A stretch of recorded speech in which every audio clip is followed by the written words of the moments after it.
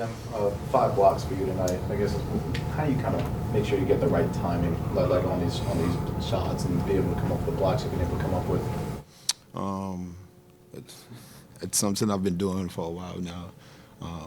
Obviously, playing in the NBA is different. You know, I got to adjust to the players' skill out here. It's way better than the levels I've been playing before now. So it's just been coming along a long way. I've been learning from guys before me too on the team.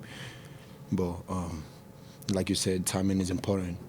So if you miss timing, you get a foul from me. So I've been working on my timing for a while now. So yeah.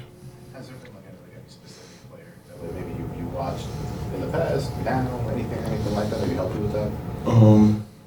I wouldn't say there's any specific player I watch like to learn like how to block, but I've seen Drum do block some shots. You know, somebody he jumps second, right?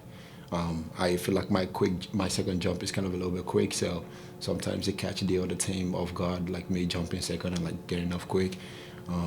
I've seen Giannis like the way he attacks the ball, like chase down block. So I won't say there's anyone specific, but there's a couple of guys I've watched. You had a career high, 14 rebounds, 14 points, I guess the 5 blocks. But you also had a career high 7 offensive rebounds. To you, what was the thing that stood out the most, or you're the most proud of?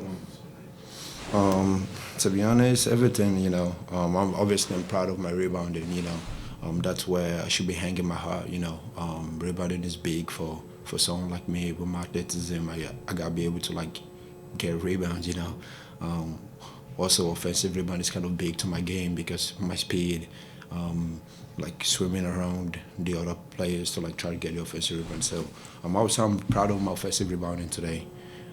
Also defensively, I would say I'm proud of commanding the defense today, calling out weak, strong today. I think that I did pretty well there, so I'm pretty proud of those things. What would you say, which area would you say was your biggest growth this season as a rookie? I would think for one is the communication, right? Understanding the NBA terms, communicating with the guards on how to guard the pick and roll. I played the pick and roll completely different in college, and coming to the NBA, try to adapt to that. I think that's pretty big for me, and to be able to apply that in the game, I think that's also important. You can learn all you want, but you gotta be able to apply. So, the pick and roll coverage, and obviously I've been working on reducing the foul, and I feel like I did pretty well. I got like one bad one today, but I think reducing the fouling. So. Nick also mentioned after the game that your ability to step out and switch and defend guards, and he was impressed with defending guys so they would move to the spots you wanted them to go to. I guess I'm sure you've played some switch in the past, but like, what has that adjustment been like defending, NBA guards or NBA forwards at this level? I think the biggest thing is paying attention to details, right? Being understanding the assignment. Because I understood the guards where they don't like going to, so I forced them to where they don't really like going to, and also forced them to my teammates who are actually helping me. It wasn't all me out there; there was a bunch of help back there. So forcing them to my teammates and also sending them to their weaker hand. So we've seen you working a lot with Fab. What is he like, and what are the main things he's been teaching you? No, Fab is great, man.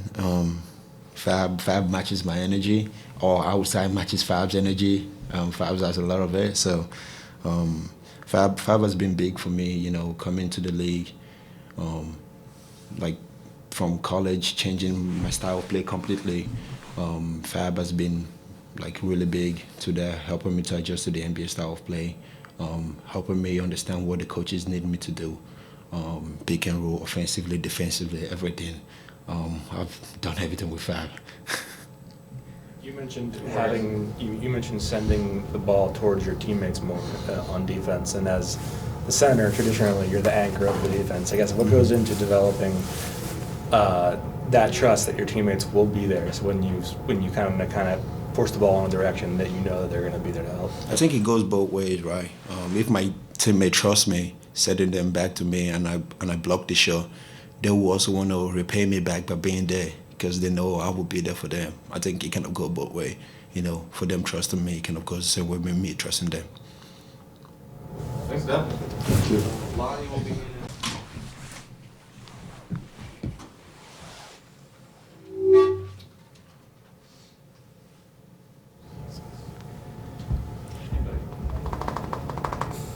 Lonnie, obviously a big offensive game for you today. What kind of led to your success tonight? Just being aggressive, rebounding, trying to find ways to impact the game other than scoring. Once I kind of get the defensive rebound, just trying to push the rock, everyone starts, moving with me. Got a couple assists off of that, so just, playing with intent. Nick said you've been able to find a lot more comfort over the last couple of games. It feels like. I guess where's kind of the level at this stage right now? Just taking it day to day, trying to stay present. Every single day, just trying to dominate the day, whether it's practice, coming in at night to get shots up, doing the little things. So, really just investing a lot of my time and effort into the game of basketball, and just enjoying the fruits of the labor. Nick said he's really been pushing for you to be more active on the glass because you use your athleticism in that way. Just what do you think led to the success in being able to have a double-double tonight and get double-digit rebounds? I'm just being aggressive. That's something that I've been told for a very long time, with my athleticism and the ability to get some more rebounds. So definitely something that I've been trying to emphasize within myself, and it felt good, getting some of those rebounds, bringing the rock up, staying in tune, staying within the flow of the game, kind of, kept my rhythm and flow within it. Going off of that, Nick has sort of allowed you and Quentin to play some point guard and do some primary ball handling. I guess how has that unlocked for you? Just trying to find ways to also elevate not just myself, but making the right reads, making the right plays. Sometimes when you're aggressive on the offensive flow, you think it's the score, but sometimes when you can be aggressive, you can find your teammates, make the right calls, and I think this was one of a really good moment for myself as far as playmaking and doing, making the right reads overall. When you talk about aggression, though, is that a lot to do with also comfort level? Like, for instance, you've been playing maybe 6 games now, so you have a better idea of what they want from you? Absolutely. Comfort level, also just an adjustment level. I was in Europe. First 3 games was my first 6 or 7 days here, so just trying to get my feet under me. Them time zones ain't no joke. I mean, it was killing me them first couple games as far as trying to adjust, but when you have a coach that's very confident in you, you got your teammates who can trust in you, it makes the transition a lot more easier. I think I'm finally just starting to get my footing right, getting to the paint, doing the right things of that nature. So day to day, I'm still trying to grow, watch film, and see what I can improve to help the team win.